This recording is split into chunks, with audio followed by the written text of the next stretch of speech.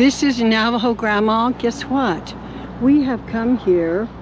It says, welcome to Kayenta, the great gateway to Monument Valley. And look at this. This is a treasure.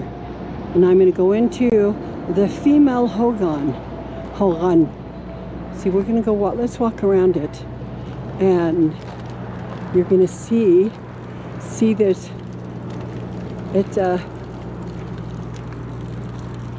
you can see the foundation of the timbers that are around there.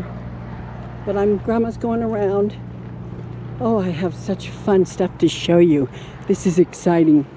And everything is all in one place. So this is the Female Hogan. Notice the wood that's standing. This is the entrance. We're going to go in now. They have glass here. And remember, you have to walk clockwise. You don't just go in. So we go to the left, and we're going to read this, okay? I hope you can see. To the left of us, there's some kerosene, water jugs. It says utility area. The axe, shovel, picks, saw, and other household tools were kept here. There was always a rifle too. Bow and arrows, hats, and articles of clothing in current use were stored away in the corners or rafters, or suspended from the beams by thongs or nails. See the water jug? Then let's walk over here. You had a saw. You had, modern day shovel. And then here you had the goat hide. So you slept on the floor. You can see Grandma's feet. Good grief. I'm trying to make this as best I can. Oh, goodness. Anyways, you sleep on the floor there. And so we're going to read this.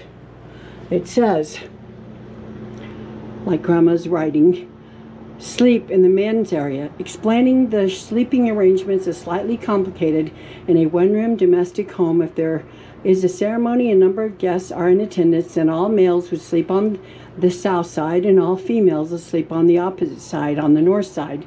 If the family had a number of older children, there would have to be a second hogan where the boys would sleep, or maybe all of the family would sleep.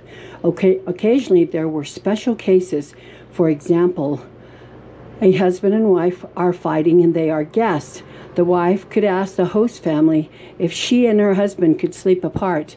Then all the males would sleep on this south side and all the females would sleep on the opposite side. Here in this area, okay, is the storage area. Look at this. This is where you kept your suitcases. Remember the old lock box type of things? And there you go. On the west side. And this is what we're going to record here, just like Grandma's notes. It says storage and activity center. Trunks, bedding, cradle board, reserved clothing, and items of importance were stored here. Valuables were locked away in the trunk.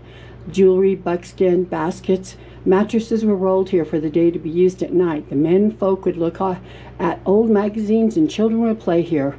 The area immediately in front of the door was the place for meals as well as a place of honor or for a distinguished visitor, male head of family, or an officiating medicine man, woman. A medicine man or woman would be often invited to eat and sit at the head of the gathering, facing the doorway. Occasionally the group to be served a meal would be too large because of space consideration, and two sittings would be necessary. On those occasions, the men and boys would eat first, and then the women who had prepared the food would eat later. Usually the whole family ate together. Okay, how cool is this information? Then it says, welcome to our hogan. The hogan is a gift of the gods and considered a sacred dwelling. The female hogan's round and its doors always face east, so that the first thing that the family sees when they wake is the rising sun. When entering a traditional hogan, you need to walk in a clockwise direction by turning left, south, and walk to the west. You should never enter or leave in the counterclockwise direction. The layout of this hogan is modeled after the original typical Navajo hogan. Twice a year, the family would move to their second hogan due to the upcoming weather change.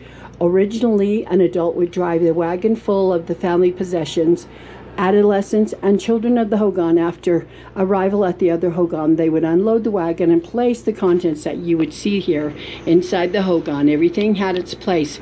Try to imagine that while you are here inside this Hogan, that there might be 3 or 4 more Hogans outside for other members of the family. And notice here, look up, this is the, now they have it covered, but that's for the smoke hole. The medicine man plays a dominant role in the Navajo culture and holds extreme respect and honor among them. He has the knowledge of the heritage and culture and can tie it to the people's history. Legends and myths that today are slowly disappearing as the old die. He has spent many years and hours learning ceremonial procedures. He needs to learn songs, prayers, and many types of herbs needed for his healing. He has a sacred medicine bag that he must fill with the necessary items by traveling to different areas of the country in order to locate. He must spend many hours of contemplation in the sweat lodge to purify himself. Through all of this, he needs to have faith in himself as well as a great spirit in order to render the service of healing. When a disorder involves for the Navajo such an illness, the medicine man will come for a home visit just like a doctor would do, but it is not cheap. Many who are healed will pay a large sum of money and possibly several sheep and blankets. The person who is ill must provide food for any visitors and the family. Prior to money being available, the medicine man would get paid with livestock, turquoise, and blankets. Herbs, prayers, songs, and ceremonies are often offered to help cure the patient. A qualified medicine man is unique and has been bestowed his supernatural powers to diagnose the person's concern and to cure and heal the illness and restore harmony to the individual. There are at least 50 different types of ceremonies that are used in the Navajo culture. All of these are performed at a variety of times and for specific reasons. Some ceremonies last several hours, while others may last as long as 9 days. It should be noted that in the more modern times, there are now medicine women who have gone through the same learning procedures as the men. Navajos now have a choice as to whether they prefer a male or female to perform the ceremony. Now, here is cleanliness. We'll talk about cleanliness here. Cleanliness of clothing, bedding, even the quality of furnishings varied a great deal from Hogan to Hogan. Some Navajo women, like some white women, tended to be immaculate housekeepers, while some were sloven. The number of lice differed in accordance with the newness of the bedding and frequency of sunning it. Delousing the hair was a social activity performed for the children by the mothers or each other. Then, if you look over here, remember this is the north side. This is where the women slept. There's a little doll over there. Notice the goat hide where people had this. Here is the sleep area for the women. Explaining the sleeping arrangements is slightly complicated in a one-room domestic home. Navajos do not undress when they go to sleep. If only the immediate family members are present, then the husband and wife would sleep on this side of the Hogan. The children would sleep on the opposite side. Sleep like in the men's area on the south side. Babies always laid in their cradle next to their mother. If this family had guests who were comprised of another immediate family, then all members of the host family would sleep here. The guest family members would sleep on the opposite side, and the opposite side, which is south side, on the men's side. The female Hogans were used for ceremonies when a girl goes into womanhood. On cold weather mornings, you could always count on the grandmother speaking from her bedroll. Someone make the fire, someone make the fire. Eventually, someone would get up and build a fire. After the Hogan got warm, people would start to get up. That is not true. My grandmother, all the women got up early in the morning and nobody said, somebody build the fire. That's hogwash. I don't know where they learned that. But anyways, here is the kitchen area. Notice we have a grinder, and again, this is against the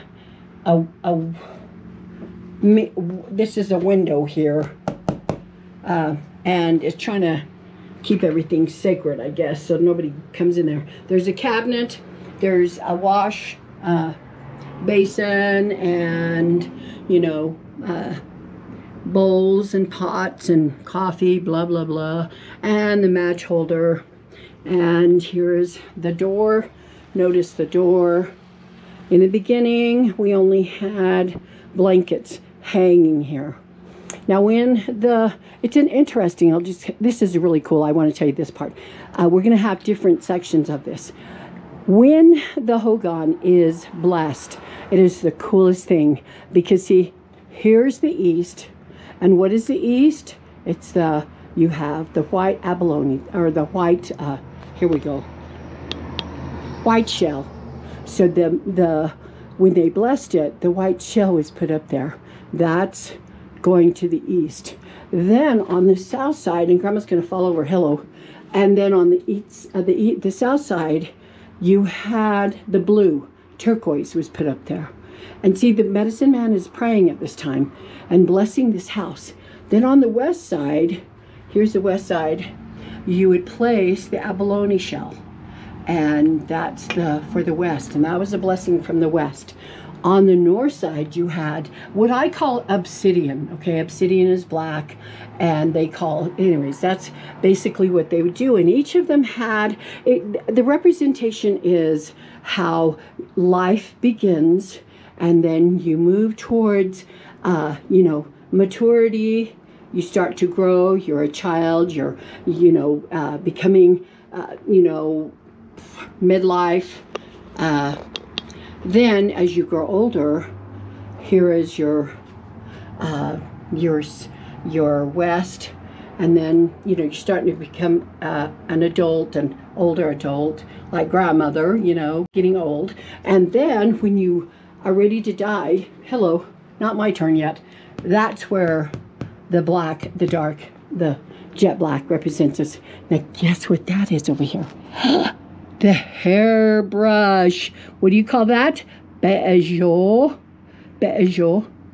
And I don't know where the Addison is, the stirring sticks. They should have it here. I just don't see this. But anyways, this is one video I wanted you to see. This is from Grandma. I love you so. And I just wanted you to see, look at this. This is the front. Of course, you remember, this is, look at that, the wood. Oh my gosh, the handwood, the handwork that goes into this is just beautiful to watch, to look at. I used to lay here, and I'd lay and go to sleep and look up on top of the, just how beautiful these, how these were built, and they were sturdy, and it was warm, but not always super warm. Now notice all of these, the wood, how these are the foundation of wood, and notice how they all are around here. Somebody hung their boots over there, and how cool! Look at, and it's just cool. I can't tell you. And then look at the ground. Look at the ground here. Grandma's got her little feet, and notice this is what I was cool about my mother and my grandmother. When you take care, because you are living on the floor, okay? And when you do, you need to remember that if you just walked on it, it's like, whoo, notice that it gets dusty. That's not what you did. What you did was you sprinkled water on here, and then you swept it. Okay, now these people have not done that. Look how much dirt is in here.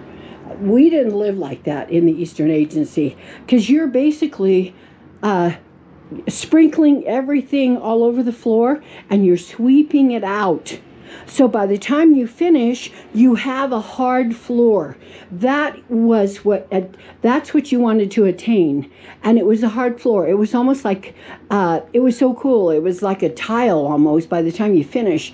And it was hard, and it was smooth. At least that was in an Eastern Agency. Here, this is like, you could build a sand house, I don't know how they do it here. But anyways, this was unlike what, what we did in Eastern Agency. And again, you would sweep it out. And the hard ground, see, look down here. See, this is the bottom. And it was hard. We didn't have, anyway, so it was just kind of like the way the floor was. I think they just have the dirt on here for a reason. So here it is, the Female Hogan.